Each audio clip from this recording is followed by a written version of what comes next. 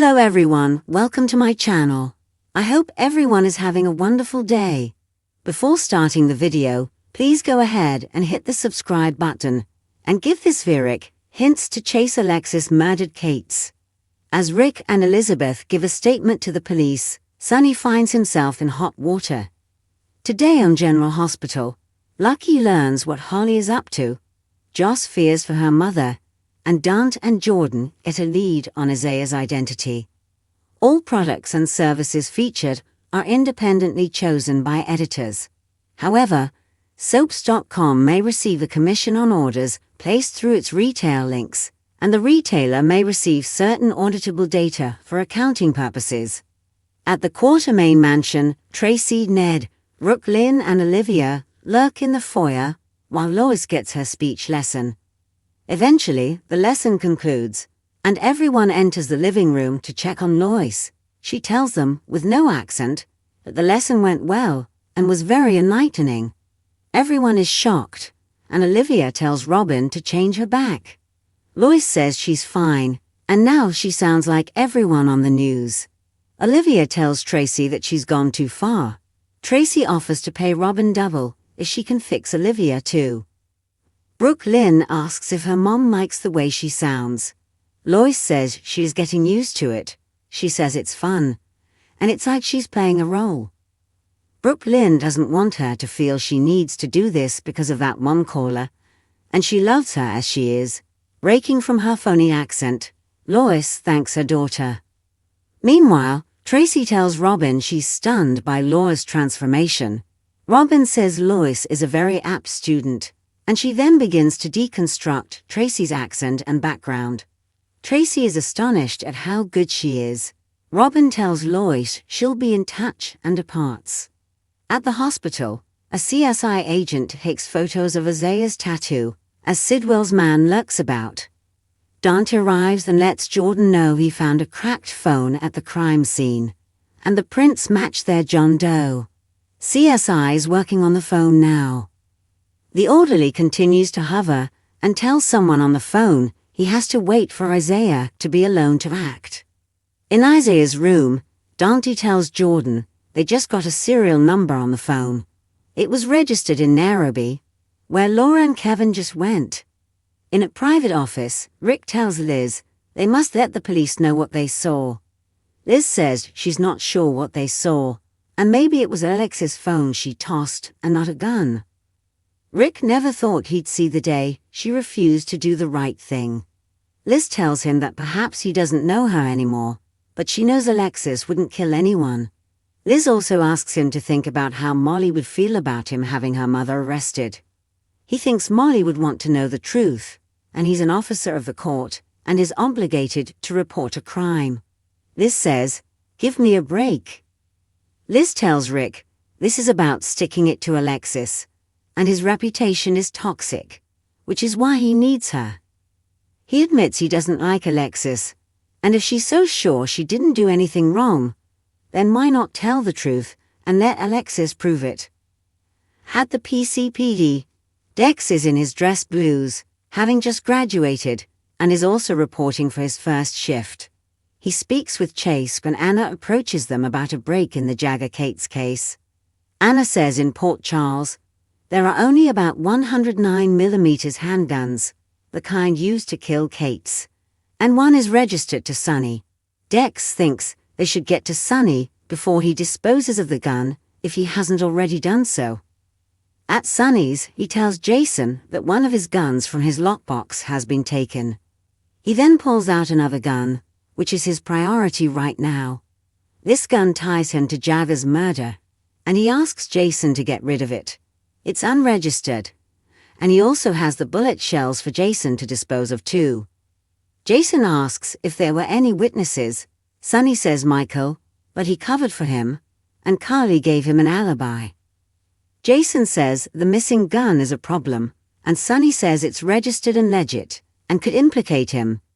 Jason asks who has been in the penthouse lately, and Sonny lists people off, but nobody knows the lockbox combo. That includes Ava, whom he heard recanted her statement. Jason gives him the short version of what happened with Ava last night. Sonny says that Jagger tried to end his family and failed, and he thanks Jason for everything he's done. Jason says he'll get rid of the gun and casings.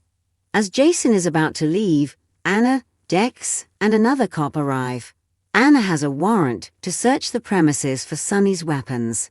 Sonny tells Anna this is a waste of time, so she asks him to make it easy and produce his guns. Dex knows where the lockbox is, and Sonny tells Jason he doesn't need to see this play out and can go.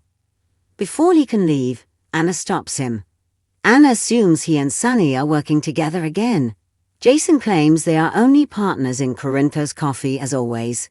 She notes she enjoyed working with him, but now he needs to stay out of her way. Dex brings out Sonny's lockbox, and Sonny opens it for Anna. She sees one of the guns is missing. Sonny acts shocked, and Anna explains Agent Cates was killed with a 9mm. Sonny wonders if he should call his lawyer, though he does have an alibi.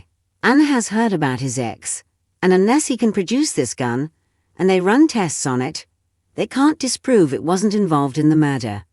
Back at the station, Rick and Liz speak with Chase. They tell him last night they saw Alexis at the canyon and drop a gun into the water. When they sit down with Chase, Liz goes on the record as saying she doesn't believe Alexis was involved in Kate's death. Rick and Liz sign their statement and get ready to depart. Liz has to return to the hospital, and Rick, claiming he left his pen in the other room, says he will catch up with her later. Chase returns with Rick's pen, and Rick admits something has been bothering him. He says Alexis was angry about Kate's railroading Christina, and she'd do anything to protect her daughters. He says this is upsetting, given Alexis has killed before. Chase is surprised, and Rick claims he thought he knew as it's in her record. He says it's a shame, as she was just putting her life back together. Joss storms back to her place, as Carly bangs on her door, and tells her to open it, as she's not leaving. Joss opens the door, and asks if her mother spent the night with Sonny. Carly admits she did, so Joss has nothing to say to her. Carly barges in and tells her daughter that she's a grown woman and can make her own choices. Joss knows her mother wouldn't let her go back and forth with a toxic and abusive man. Carly wouldn't, but she would hear her out and wants her daughter to do the same.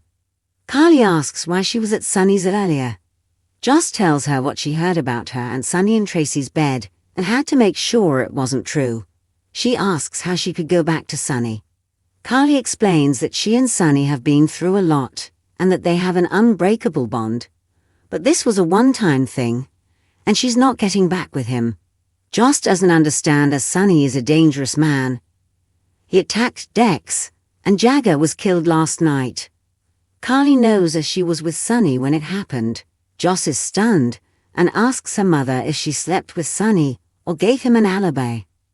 Joss stops her mom from answering and says she doesn't want to know, and whatever is going on, she's let Sonny back into her life and is risking everything for him. Joss says she's putting Sonny above everyone else and has made herself an accessory to murder. She almost lost her recently and can't live her life without her in it. But Carly insists she'll be okay. Joss knows she can't promise her that. Carly needs Joss to trust her and asks her not to share this with Dex. Joss has no intention of involving Dex, as he just got onto the force. Carly says she loves her daughter and will be fine. Joss fears one day Sonny will ask her for a favor that will cost her mother her life. And what if this is that favor? In Africa, Holly visits Lucky, who is shackled in a room with a card table. She asks if he is okay, as she heard he was stabbed. Lucky says he's fine and asks why she's here, and if she needs help escaping. She lets him know that she's perfectly safe. He asks what in the hell she's doing. Holly claims the harp wants what it wants. Lucky doesn't believe she is attracted to Sidwell, but she reminds him she was always attracted to the bad boys like his dad. Like his dad, Lucky says he knows a con when he sees one, so this must be a big score. Holly reveals it is, and it would be a pity if he blew her cover.